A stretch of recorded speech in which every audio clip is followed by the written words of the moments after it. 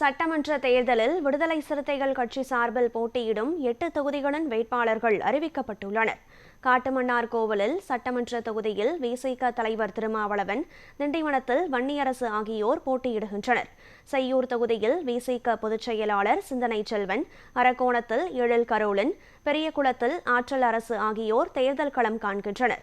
விசிக அமைப்பு செயலாளர் பன்னீர்தாஸ் திருப்போரூர் தொகுதியிலும், மாலதி கள்ளக்குறிச்சி தொகுதியிலும், அப்துல் ரஹ்மான் பண்ருட்டி தொகுதியிலும் போட்டியிடுகின்றனர்.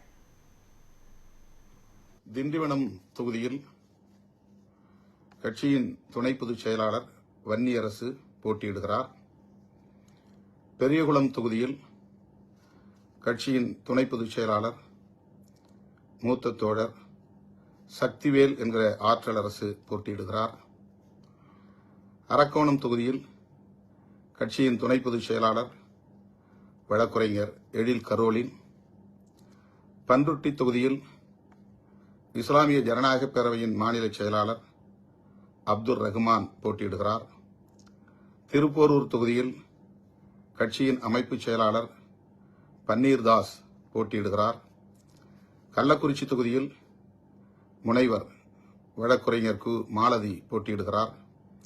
செய்யூர் தொகுதியில் கட்சியின் பொதுச் செயலாளர் தோழர் சிந்தனை செல்வன் போட்டியிடுகிறார். காட்டுமன்னார்கோவில் தொகுதியில் கட்சியின் தலைவர் என்கிற முறையில் நான் போட்டியிடுகிறேன். தமிழக அரசியலில், மாநில அரசியலில் நாம் கவனம் செலுத்த வேண்டியிருக்கிறது. இந்த சட்டமன்ற பொதுத் தேர்தலுக்கு பிறகு தமிழ்நாட்டு அரசியல் சூழல் வெகுவாக மாற இருக்கிறது.